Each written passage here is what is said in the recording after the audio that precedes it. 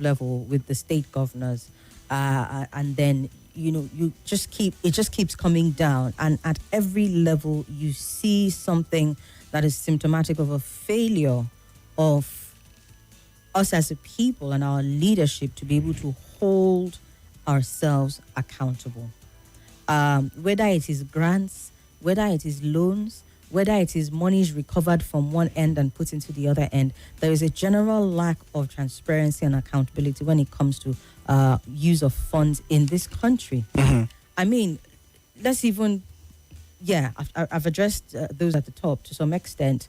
We can list a number of times when millions, billions of dollars, naira, what have you, have been mentioned, and till tomorrow we are still unable to track and trace where these monies went to.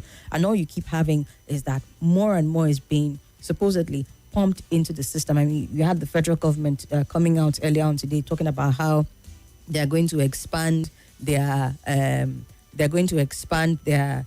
transfer, the cash transfers beyond 15 million households. The first ones that you put out, we can't even trace where these monies went. We can't even measure and say, okay, this is the impact we've had. And in looking at that, this is how much we need to put out next time. Do we need to reduce the amount? Do we need to do better? We take it all the way down to the state governors, who we know since this administration have received triple, if not quadruple, their, their federal allocations. Yeah. And they're still operating as though this is the previous administration. You don't see any considerable growth or difference in the operations of these state governors. Drill it down as much as you want, but it still comes down to the leadership. Look at our ministries, departments, and agencies. Who is in charge of NFF? Do they want to say they don't know about some of these money, some of these grants? So it's a case of everybody's just operating willy-nilly, just doing whatever they want, and they're getting away with it. Because at the most, look at this program that they're talking about. How many probes have we heard about at the legislative houses, and what has it yielded? We're all just not ready. That's the way I see this thing. And so, for me, oh God, we need to fix it, and we need to fix the head, and then let it drill down. There needs to be a clear, decisive action taken against monies that are misappropriated, stolen, and what have you. Otherwise, we'll keep having this conversation. Today's the NFF. Check the entire sports ministry. When our Olympians are going out and our athletes are going out, the conversation that they have. Even kids, to give them is a problem. So, who is promising millions? Who is promising millions? You see, I feel sad as a Nigerian when I see politicians messing up our political system. And you see, some of them supposed to be a role model. But what messing or what negative is he trying to plan? And the younger ones are watching him, and his business is very sad. You see, more allocation for states. You see, these governors will mess up this money, especially on politics. Now that the election is coming, instead of them, start people dividends with the increased allocation. They want to squander this money on politics. This is called political propagandism and squanderment, and it should be condemned by all Nigerians. In fact, this man to me, in fact, it shouldn't be the governor of that state. But it is very sad that our political system allows all comers, and this is why they have messed up the political system. We are not seeing any flow. We have just started. You see, politicians will going to say, somebody say, there's no vacancy in Africa. There is no vacancy. There is one governor who said the other time that he's going to deliver 2 million votes in the state. The election has not been conducted. So, you see, they want to mess up the constitution with money, and they have monetized the political system with heavy money. It is very sad that we find ourselves in the hands of political leaders who don't know the right thing to do. Thank you. All right, thank you so much, Mr. Dela Victor. Hello. Yeah, hello, good afternoon. Good afternoon, welcome. Thank you. My name is Abdul calling from Maitama. Welcome, Abdul. I'm not surprised with what's happened in Anambra on the respect of Soludo. This is what has been happening in Nigeria. How about the previous cases, similar cases that happened in other states? Abdul, we need to go for the news now. So can you do me a favor? Right. Call me back after. No problem. All right, thank you so much.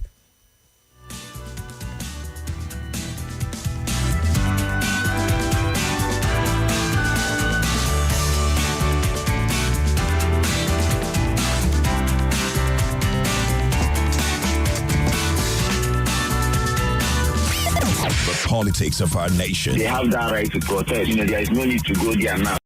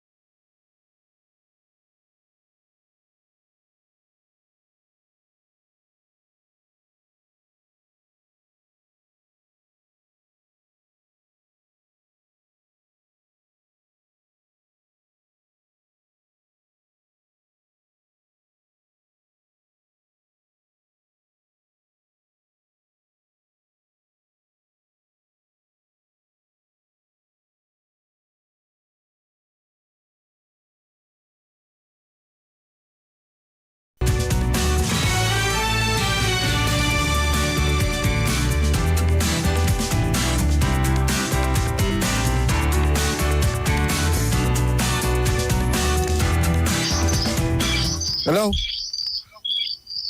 Oh, hello, Gabriel. Yes. Sorry, I was very close to it. I don't know you're going to pick very soon. That's sorry. Michael wind blows. Welcome. Thank you. Is Somi around? Somi, good evening. She just stepped out of the studio. Okay. Yeah, you see, this conversation is so sweet because the way the things are arranged, I don't know, as you as Somi, we are just analyzing, I just laugh here. First of all, you see, what we were talking about, a fraudulent leadership recruitment process. Yeah.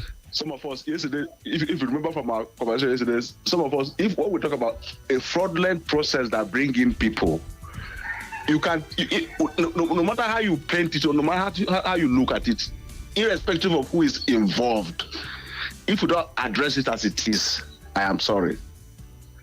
You see, the point I'm trying to make particularly is governors talking to people like this, say, it's not even the first time we have been there, like you guys have analyzed.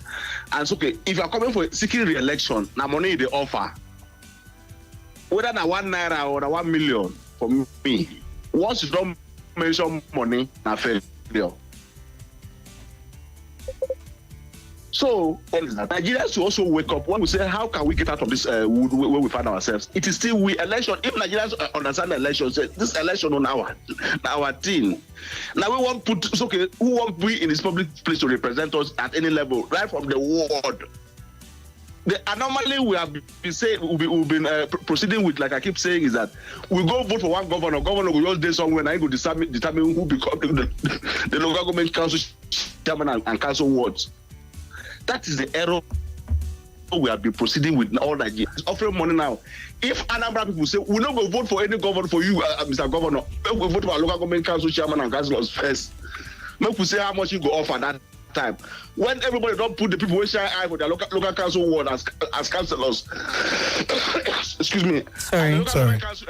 Chairman, our people will wake up, we'll go engage whoever become governor. Say, look, this is our domain. You don't go come pick on the rulers as an emperor, you one man as a governor. The whole state belongs to all of us. We put this kind of people as chairman. Make we see how much anybody go offer us. And again, let me also, we're not also blame it on Soludo. Right from 1999, all the money that they've been paying for even the delegates, those who come to delegate for party primaries, all the money that we pay will be hearing. Particularly in the last election, when somebody will say, join my camp, 1 billion. We hear it, that the person who decamp and join him become the Senate president. What are we expecting? So when we talk about a fraudulent leadership recruitment process, the person who, in his magnanimity, in his honesty, confessed it, somebody yesterday called to say, why no resign? Gabriel, can you imagine that? This is somebody who, we remember that famous phone call, Umoru, are you dead? Somebody was battling for his life. They forced something on him, and when he came out, he said, look, this process I don't understand that is fraudulent. And somebody has the goal to say, why he no resign, so he's not honest? Yeah. Felix, sorry, I said Felix, Gabriel Spector. Are you with me? I'm with you. So until we engage that fraudulent process, be it at the council ward level, or at the governor's level, or the Senate level, or the presidential election level, the fraudulent process where people come in, that is the cocoa. If we don't engage them, Spector, all right. Give other people chance to talk. Thank you so much. That fraudulent process, we will compare this till our kingdom come. All right. Good evening. Thank you. Hello? Hello. Good afternoon. Yes, good afternoon. This Eric calling. Welcome, sir. Go ahead, please. Thank you for bringing up this comment about our election and the governor's comment or official comment made by officials, and even the NFF issue. Please, I want you, maybe after this program, you go and Google the list of referees that will officiate the CAF. There is no single Nigerian referee. There's one. We call ourselves Giant of Africa. I think that I saw the list. There's a referee from Sudan, if I'm not mistaken. Yes. So you can imagine how we ridiculed ourselves because of money inducement. Other countries, they are watching us. They knew that we are not doing things by merit. That you can make, probably if they appoint Nigerian referee, somebody will give him money, will officiate anyhow, as long as increase his bank account. So this thing is killing us, especially the sports that unite us. When the national teams are doing well, you hug who used to be your friend politically. So please, thank you very much for bringing this thing up, because probably when somebody wins the election, he will not appoint somebody by merit. He will say, okay, hence you help me do so things politically, just go and eat through this sports minister or so. So nobody accounts for anything in this country. When we go outside, they equally ridicule us. Now coming to Soludo's issue, the lady there with you has said it all. It is vote buying. It is vote buying. When we say it, if they are doing presidential primary, somebody will carry dollars, and buy delegates. He is buying that seat. He bought that seat. You will say it is your turn. I'm okay, because the former vice president, Osibanjo, has no dollar or naira to roll out. You push aside such intelligent person, professor. Look at, you can see what he did when late President Buhari was away medically. A professor. Now, because he don't have dollars to roll out, you push him out. And when we say people, those that are praising them, will come and tell us that we hate. Why must I hate that person? All right, sir. Thank you for your thoughts. Is from Southwest, the APC. But I have to choose who is the best. Right. This issue of money politics is killing the country. Thank you very much, sir. Thank you very much. All right, on WhatsApp here, let's see some messages.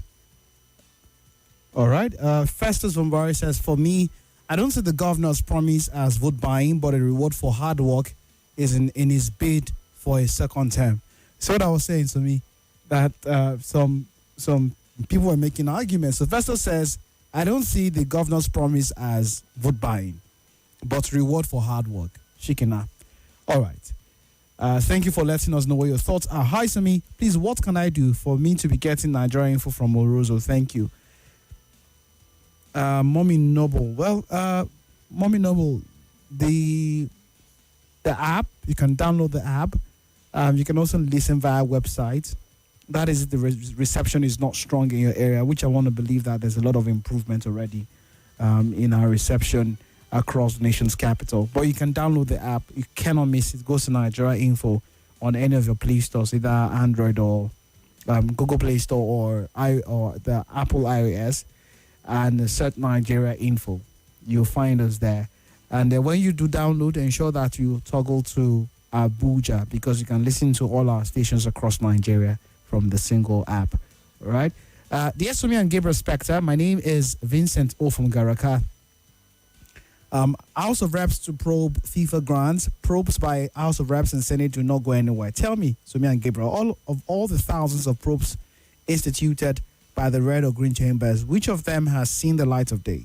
Or which culprit has been exposed and prosecuted? You remember the oil subsidy probe where former House of Reps members, Farouk Lawan, were stinged by... Were stinged? I don't know what this means. By Chief Adenugan exposed. He has since been pardoned. These probes are avenues for cashing out. Believe these probes, believe anything. Well, we cannot exactly dismiss your comment here, because quite valid, to be very honest. Hopefully, this is not going to be like the usual. There's going to be a lot more to these probes, because indeed, the perceived and alleged mismanagement in the sports sector, in NFF, is quite a lot. And there's got to be, at the very least, there's got to be some clear explanation as to how the monies have been spent. If they're saying there's no misappropriation, okay, how were the money spent. And I think it also goes along with the Nigerians get to know what the result of these probes are. It's one of the things that are quieting reports like this or comments like this. Neme from Asokoro says, for Governor Charles Soludo trying to woo voters through the back door, it speaks volumes of the unethical way and manner our political leaders are desperate to win. This is not just vote buying, this is vote buying advance, which is not different from what is seen at the polling units where voters are induced to vote for a political candidate of a party. And to make me so sad, someone called earlier before this talk show to support this act of inducement, even if he's offering 100 naira, is a clear case of corruption. For clarity, we don't need additional law or security agency commission to prosecute this act of inducement, which in other ways amounts to corruption, but for our extant laws to take it full course. Finally, on the FIFA NFF grants, most Nigerians are not surprised. Most Nigerians are fully united when they want to steal, irrespective of ethnic or religious differences. All right? Leo here says to say that corruption thrives very well in the NFF is an understatement. Corruption does not only thrive in NFF, but does so with impunity. A popular radio station in FCT tried to unearth the mammoth corruption going in, but the former Minister of Sport used the court to block it. All right. Mike Nkagini says, Gabriel, simply put, Nigeria at the moment does not have a world-class stadium. All right. I think we can take I think Uyo is FIFA standard. Uyo, the Gotola Kpabio Stadium in Uyo is FIFA standard, and that's about the only one we have. Any other stadium, I don't know. Hello? Hello, good afternoon. Welcome. And good evening. Mine is the governor that is incentivizing election. He is a professor of economics. And before him, we've had Zulum, we've had, what is the name of that governor? So it's unfortunate that he that should know better is coming out this way. But it's not far-fetched that he also knows what he stands to get if he doesn't incentivize election like this. It is obvious because if you give him out to the people of the state there, he will not go far. Secondly, if you look at his body language, he's still playing with the APC at the center. So if he decomes to APC, he will lose this. If he doesn't support this current government, he will also lose the state. So he's playing game, and he knows the love of Peter Obi for the people that are in the state there. They have Peter Obi. So, and he has fumbled on many faces with Obi. So he knows where he belongs to. This 1 million or 2 million or whatsoever he called, this is just the one eyes and ears have heard. Eyes have seen, ears have heard. Millions will go behind. And if we allow this to go down the drain without punishment, don't get surprised that tomorrow we'll have another governor that will come out and call billions. That if you just elect me, I'm going to give any... Are you there, sir? Okay. All right. Do call us back as soon as you can. By the way, we're streaming live on Facebook and YouTube at Nigeria Info Abuja. Facebook and YouTube at Nigeria Info Abuja. So go right there and you can have a feel of what it is like in the studio here. You can also follow these, have a visual experience of this live broadcast. All right. Now, let's quickly share with you Ambassador Afam says, Gabriel, do you mean Abuja Stadium and National Stadium Lagos is not up to FIFA standard? I'm not saying that. What I'm saying is, when was the last time any international match was had in Abuja and Lagos respectively? Why is it that in recent memory, any high-profile match in Nigeria is taken to you? If you can answer that question, sir. All right. Can Uyo host a standard World Cup match? So now, when I said that Uyo is practically the only FIFA standard stadium in Nigeria, I do not think Uyo as okay. Now let me say it this way. FIFA standard. Let me say it this way: for a World Cup match to be held in Nigeria is a different ballgame entirely. It goes beyond just the stadium. It goes to hospitality in the state. It goes to security. Not just that state, neighboring states. Do you know what it means to host a World Cup match? It means that World Cup is happening in that continent and in your country. So it goes beyond just the stadium now. All right. As far as the match is concerned, the stadium is concerned, it's the best we've got in Nigeria currently. And that is why any high-profile match in the last 5 years, if I'm not mistaken, has been taken to you. So if you say World Cup match, then it goes beyond just the stadium. And can we host any World Cup in Nigeria? You and I know the answer to that. If you're looking for who to set up, it will not be me. All right. Good afternoon, Gabriel and Somi. It's quite appalling that such a subtle and indirect vote inducement strategy could be used by someone of Professor Soludo's status, Governor Soludo's status, to think that he was once opportune to hold the number one position of the governor of the CBN.